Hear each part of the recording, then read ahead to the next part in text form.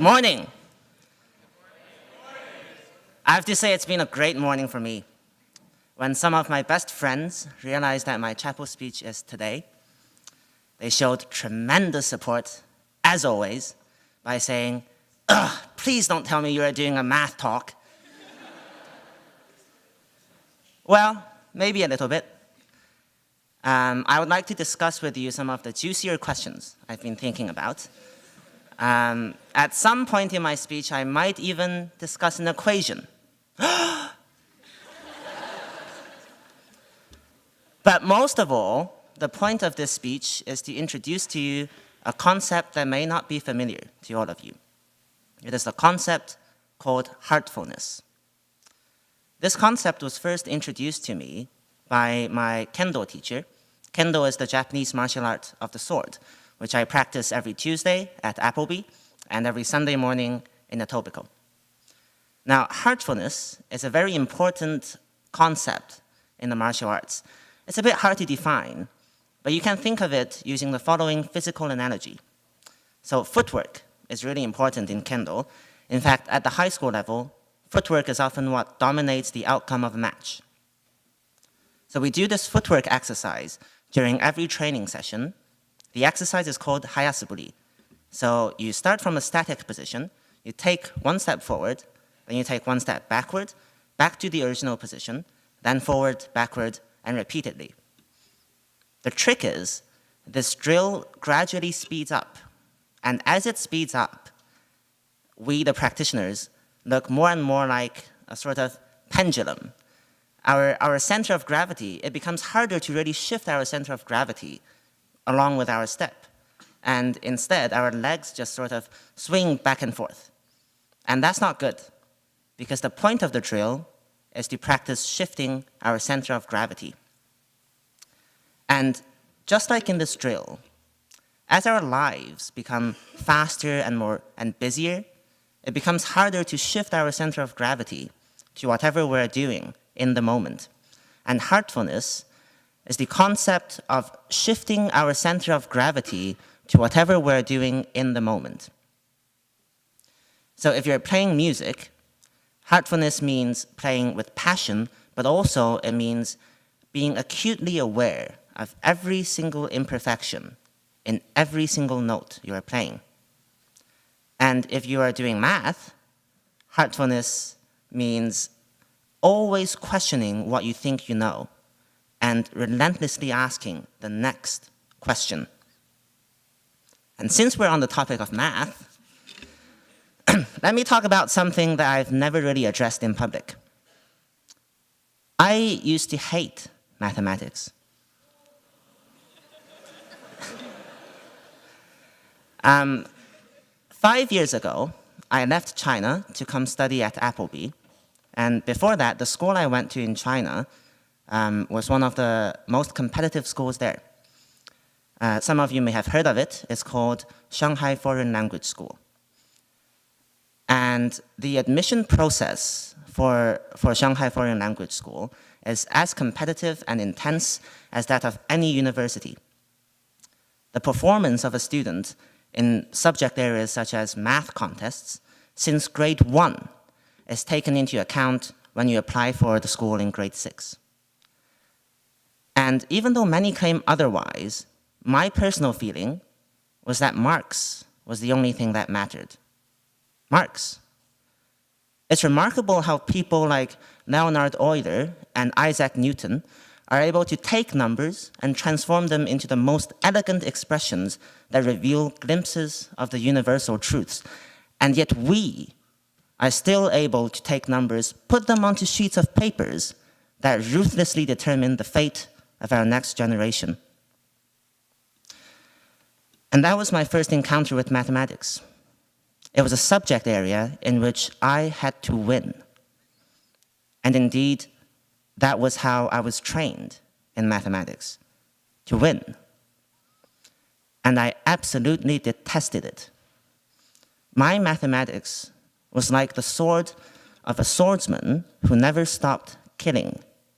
It was sharp, for sure. It was much sharper than my mathematics today. But it was also cold, lifeless, heartless. Now then, math class in grade 8 at Appleby, I was sitting next to none other than our head prefect, Noah Kaza. And I remember very clearly, Miss Harris gave us this worksheet on expanding and factoring polynomials. So things like x plus 2 times x plus 3, which, as I'm sure all of you would instantaneously recognize, is the same as x squared plus 5x plus 6. And I tore through the questions. You see, I wanted to establish myself in this new environment that I wasn't familiar with. So the moment I started working, my pencil did not stop moving, and the worksheet, which was meant for the whole period, was finished in 5 minutes. And Noah, being Noah, said, "Wow, that is amazing! How do you do that? When do you even read the questions? You have to at least stop your pencil to read the questions, right?" And I said, "Well, I read the questions as I write my equal signs." But you see, of course, Noah was right, as he usually is. I never read the questions. The more I did math at Appleby, the more I realized that I knew nothing about math. Nothing. When Mr. Pulford came to substitute for our class, he asked, "Does everyone know what they're supposed to work on today?" And we said, "Yeah, expanding and factoring polynomials." And he said, "Oh, could someone then please tell me what is a polynomial?" And we failed to respond. You see, I could factor 30 polynomials in 3 minutes, but I could not define what a polynomial was. And that is because I only cared about the marks. I was a sort of machine that was able to scan the image of the page and spit out strings of correct answers. I sort of swinged my legs just enough so I could reach to a 99 in every test, but I never shifted my center of gravity. I never asked the next question. And there was never a single moment when my mathematics changed. The change came gradually, not only through math classes, but also through every other activity that I engaged in at Appleby. Sports, music, service, friendships, all had a part to do in this. You see, heartfulness can be practiced, just like muscles can be developed. And in these areas that I was exploring for the very first time at Appleby, I started to take on a naturally more heartful attitude due to the influence of this amazing community. And this new attitude was reflected back in my mathematics. And when I engaged more heartfully with every math problem, I started to appreciate mathematics as what it truly is. What does it mean to really prove something? It is to reveal a truth that is eternal. You see, the human race can disappear. The solar system can vanish. The universe can break down. Even my roommate, Stephen Kong, can stop having a bad taste in music. Even my parents can stop over-worrying about me. But as long as two sides and the hypotenuse get together, the Pythagorean theorem will remain true.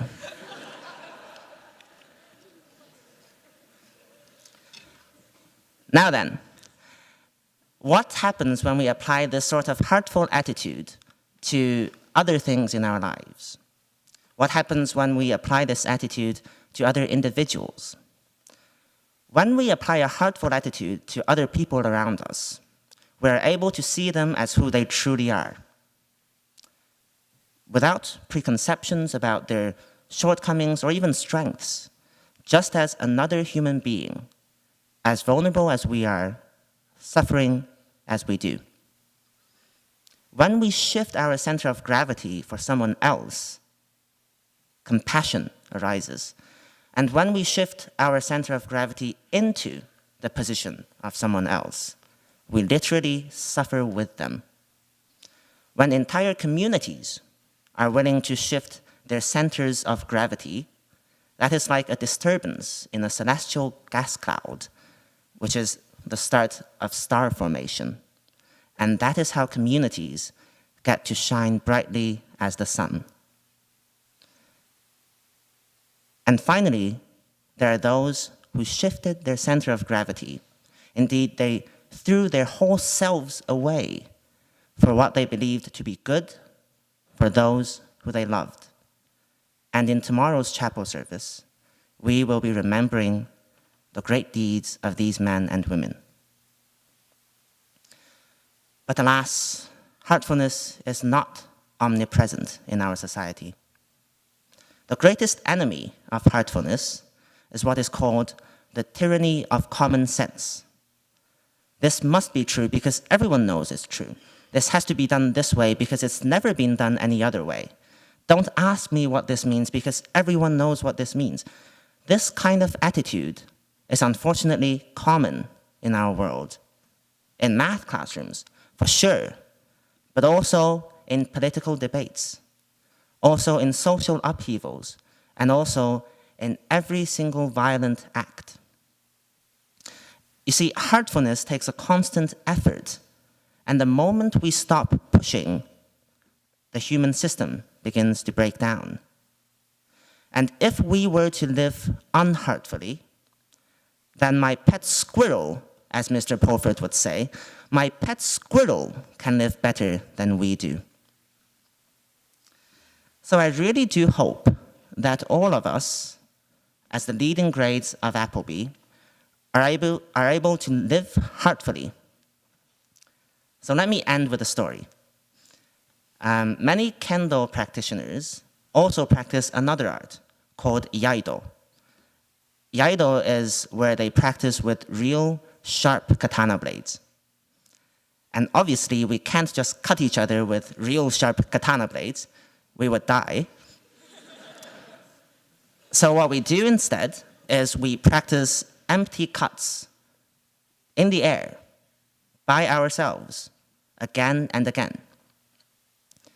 Now, a young boy who practices Kendo with me every Sunday morning once asked my sensei, what are they cutting every day? I don't see anything in front of them that they're cutting. What are they doing day after day, week after week? And sensei replied, they're cutting their own imperfections. You see, their heart is like an uncut diamond, and you see how their swords go swoosh in the air. Their swords chip away, little by little, on their heart diamond, and so every practice, their heart diamond becomes just a little bit shinier. If we can, at Appleby, put our full heart into everything we do, if we can keep asking questions and being acutely aware of every imperfection, if we never take anything for granted and always shift our center of gravity, then every morning, our diamond must become just a little bit shinier. Would you please rise and sing hymn number 3?